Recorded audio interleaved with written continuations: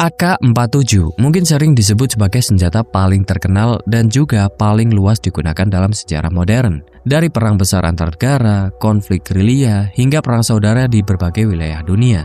Yang mana senjata ini awalnya hanyalah senapan standar yang dibuat oleh seseorang dari Uni Soviet dan diperuntukkan bagi tentara Uni Soviet pula. Namun seiring berjalannya waktu, penyebarannya melampaui batas negara hingga menjadi senjata paling populer. Dan mungkin bagi kalian yang main game shooter atau battle royale, juga pasti AK-47 ini menjadi salah satu senjata yang paling diingat. Tapi bagaimana sebenarnya senjata ini kemudian bisa menjadi senjata paling banyak digunakan dan bahkan menjadi simbol konflik global bersenjata? Mari kita bahas.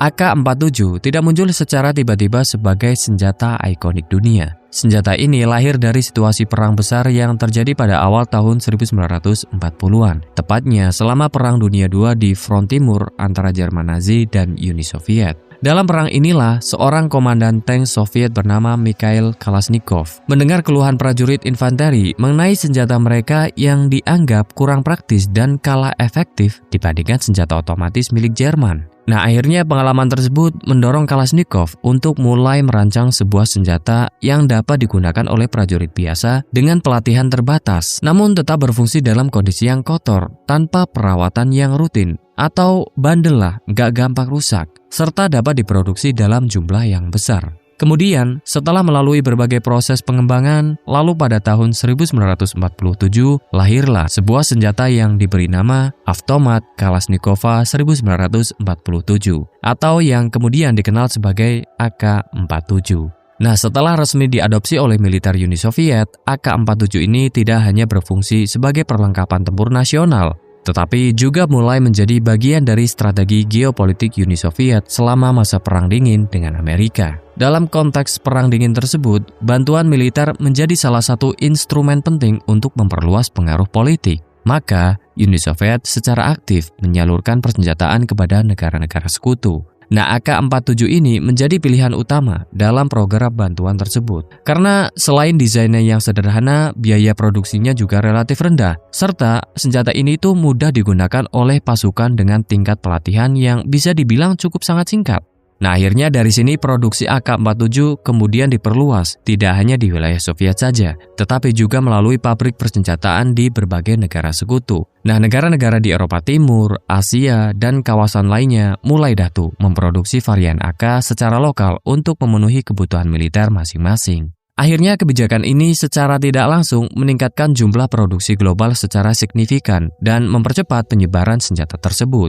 Nah, selain melalui jalur resmi antar negara, AK-47 juga didistribusikan kepada kelompok gerilya dan gerakan revolusi yang dianggap memiliki kepentingan strategis untuk Uni Soviet guna menghadapi pengaruh Barat. Nah, kombinasi antara produksi massal, distribusi bantuan militer, serta transfer teknologi manufaktur itulah yang akhirnya menyebabkan AK-47 ini mulai melampaui batasnya sebagai senjata militer nasional.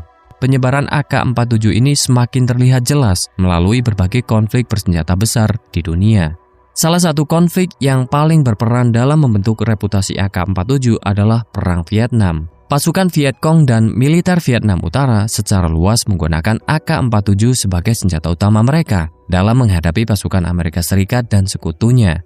Nah, kondisi medan tempur Vietnam yang didominasi hujan, hutan tropis, lumpur, serta lingkungan lembab ternyata menjadi faktor penting dalam membangun reputasi AK-47 ini. Nah, kok bisa gitu? Ya, karena dalam situasi tersebut, AK-47 ini terbukti mampu tetap berfungsi meskipun jarang dibersihkan dan terpapar kondisi yang ekstrim di lingkungan perang. Sebaliknya, pada fase awal perang, sebagian senapan serbu yang digunakan pasukan Amerika mengalami masalah keandalan akibat sensitivitas terhadap kotoran dan kelembapan. Nah, fenomena ini kemudian menciptakan persepsi di kalangan prajurit bahwa ya AK-47 ini memang merupakan senjata yang lebih tahan banting. Tapi, perubahan terbesar penyebaran AK-47 ini terjadi setelah runtuhnya Uni Soviet pada 1991.